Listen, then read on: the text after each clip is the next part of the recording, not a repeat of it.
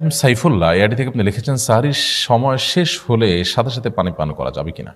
MD আজির আলী আপনি লিখেছেন অনেকে রমজান মাসে রোজা রাখেন কিন্তু তারাবি পড়েন না, তারাবির নামাজ না পড়লে কি রোজা হবে। মোহাম্মদ আশিক আপনি লিখেছেন শরীর থেকে কি পরিমাণ রক্ত বের হলে রোজা ভেঙে যায়। এমডি আজির আলী আপনি লিখেছেন অনেকে রমজান মাসে রোজা রাখেন কিন্তু তারাবি পড়েন না, তারাবির নামাজ না পড়লে কি রোজা হবে। তারাবি নামাজ না পড়লেও রোজা হয়ে যাবে। তারাবি রোজা শুদ্ধ হওয়ার পূর্ব শর্ত নয়, দুটি স্বতন্ত্র ইবাদত, একটির সাথে আরেকটা রিলেটেড বা সম্পর্কযুক্ত শর্তযুক্ত এরকম বিষয়টা নয়। তবে এটা ঠিক যে তারাবির ফজিলত রয়েছে বিপুল পরিমাণে। নবী সাল্লাল্লাহু আলাইহি ওয়াসাল্লাম বলেছেন মান কামা রমাদানা ঈমানান ওয়া ইহতিসাবান গুফিরা লাহু মা তাকাদ্দামা মিন যামবি। যে ব্যক্তি ঈমান এবং নিষ্ঠার সাথে ইখলাসের সাথে আল্লাহকে খুশি করবার জন্য রমজান মাসে দাঁড়িয়ে সালাত আদায় করে সে ব্যক্তির পূর্বের সমস্ত গুনাহগুলো আল্লাহ তাআলা মাফ করে দিবেন।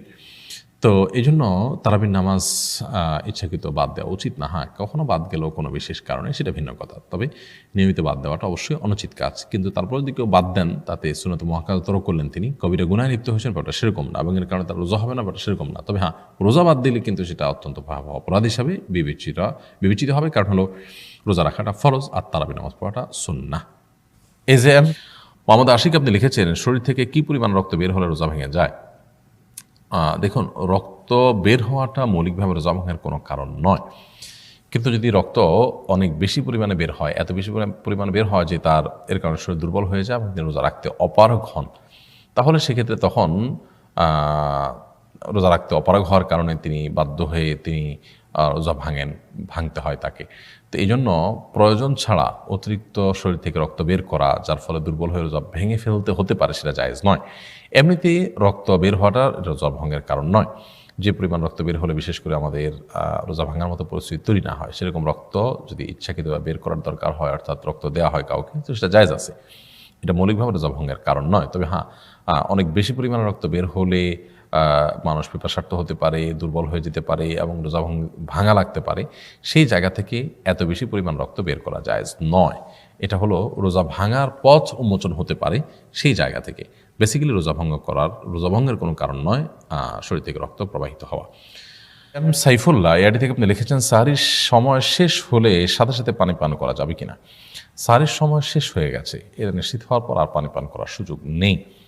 তবে সাহরির সময় শেষ হওয়ার আগে শেষ মুহূর্তে যদি পান করেন তাতে রোজা হয়ে যাবে ইনশাআল্লাহ তাআলা। রেজিয়া বেগম লিখেছেন নামাজে সানা কয়বার পড়ব। অবশ্যই একবার পড়বেন, একাধিকবার পড়ার নির্দেশ নেই, বরং একবার পড়াটাই সুন্নাহ।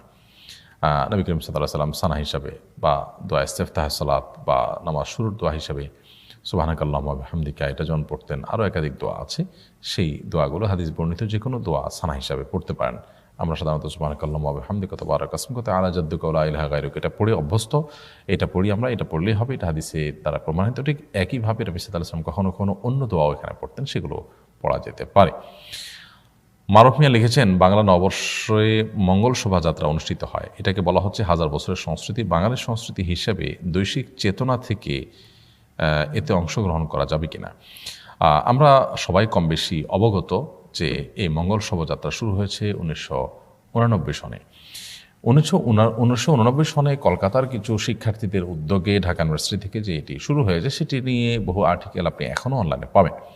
মাত্র 35 বছর আগে শুরু হওয়া ঘটনাকে হাজার বছরের ঐতিহ্য বলা একটা মিথ্যাচার, একটা প্রতারণা।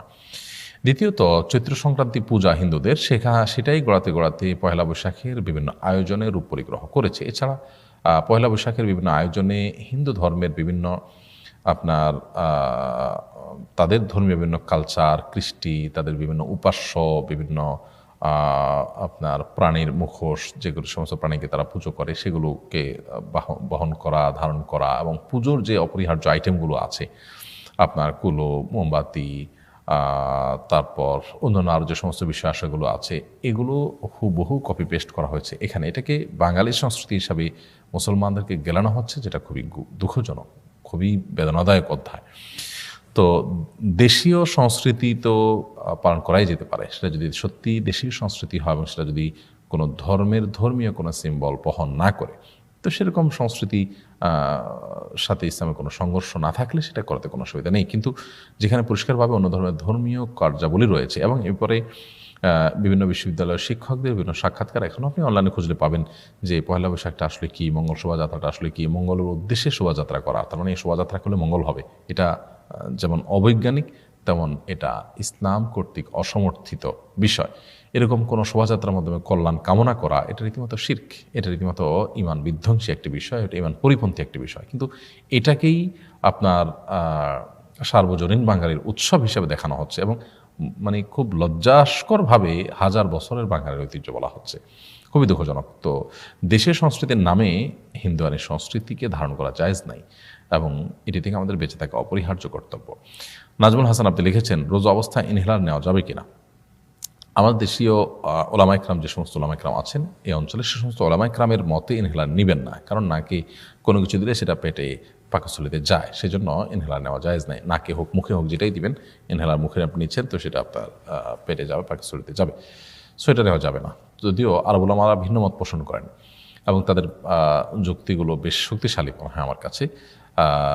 তারা অনেকে, বিশেষ করে শেখ মোহাম্মদ সাল্লাম হাফিজাউল ইসলাম কিউয়েতে মেডিসিন থাকে যেটা সুন্নাহ, সুন্নাহ মিস হলে রোজার কোনো ক্ষতি হবে না, অর্থাৎ রোজা হবে না ব্যাপারটা সে পর্যায়ে ক্ষতি হবে না। মনে রাখতে হবে আমাদেরকে, যে কোনো কাজে সুন্নাহ যদি ছুটে যায় তাহলে মূল কাজটা পরিপূর্ণভাবে হয় না, ব্যাপারটা তা না। তবে সুন্নাহ সহ করতে পারলে অবশ্যই বেটার। সারি খেয়ে রোজা রাখতে পারলে সুন্নাহ সহকারে আপনি রোজা রাখলেন, কিন্তু সারি কোনো কারণে মিস হয়ে গেল, ঘুম থেকে উঠতে পারলেন না, তার কারণে আপনার রোজা হবে না, ব্যাপারটা সেরকম না। কারণ হলো সারি মিস হয়েছে মানে একটা সুন্নাহ মিস হয়েছে, ফরজ কোনো বিষয় মিস হয় না। যদি ফরজ কোনো বিষয় মিস হয়ে যেত তাহলে রোজা হতো না। মোহাম্মদ হাসান আদনান আপনি লিখেছেন, স্বপ্নদোষ কিংবা গোসল ফরজ হলে গোসল না করা ছাড়া রোজা রাখা যাবে কিনা? স্বপ্নদোষ কিংবা গোসল ফরজ হলে গোসল না করা ছাড়া রোজা আপনি স্টার্ট করতে পারবেন, তবে ফজর নামাজের আগে আগে অবশ্যই আপনাকে গোসল করে ফজর নামাজ পড়তে হবে।